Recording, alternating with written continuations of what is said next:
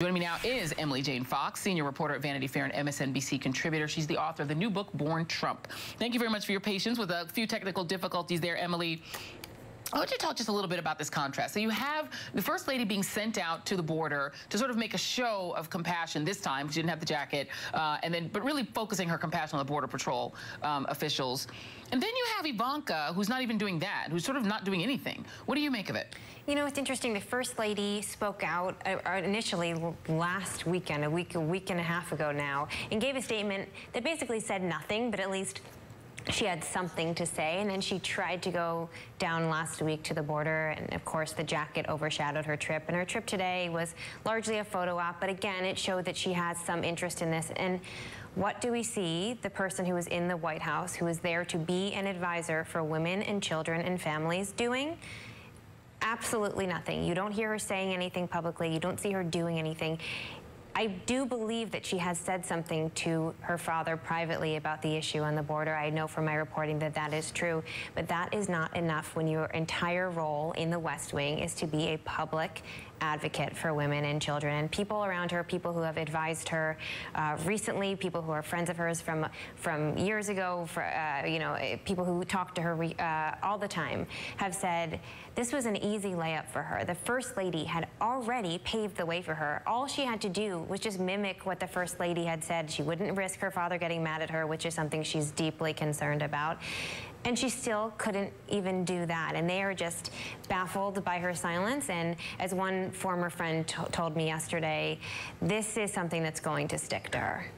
But, you know, Emily, you just said something that I have to go back to you and sort of recap, that she doesn't want to risk her father getting mad at her. Part of being an advisor, particularly at this level, a White House advisor, is that you're the person who can tell the president things that will make him mad because you are trying to improve his policies.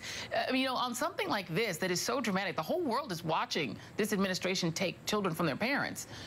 Well, why is she in the White House if she's afraid of making Donald Trump mad at her? Well, that's a great question. This is why it is unusual, and it had been illegal for half a century for someone in a person's family to serve in a West Wing position. There's a reason why you don't appoint your family members, because there is that level of conflict of interest and an inability to actually serve as a traditional advisor. But I will say, it's not that she's afraid of speaking up in private.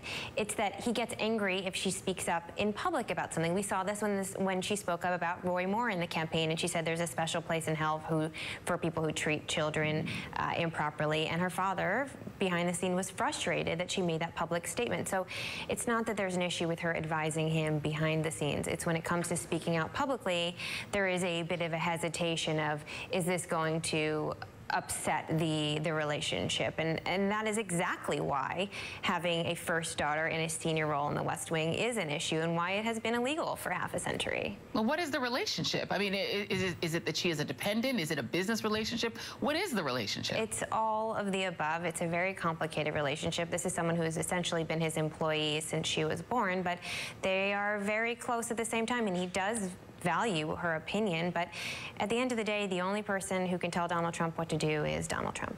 Yeah, Politico is reporting that Maggie Cordish, who's a close friend of Ivanka Trump and an advisor to her on the issue she was supposed to be conversant on, paid family leave, has left the White House. There are no plans to replace her, signaling a likely pullback from the White House's efforts to pass paid family leave. Was this always a fig leaf, all of this stuff about doing things for families and women and girls? Was that always a ruse? Because what Donald Trump is doing now in terms of the way he treats families and children, this is actually what he wants to do. You know, it's difficult to say what her exact intentions were. There are a number of times where she will go make public speeches, where she will go and launch different initiatives having to do with science and technology education. But those are the easy wins. Those are the things that her father doesn't much care about or aren't particularly sticky within the rest of the West Wing. Those are the things that traditionally maybe a First Lady or a First Daughter would support. There's no controversy there. When it comes to the controversial issues, when it comes to her having to speak up against an administrative position, she is silent time and time again. I think it's time that we all stop expecting her to do the right thing, because she never has since she has joined the administration.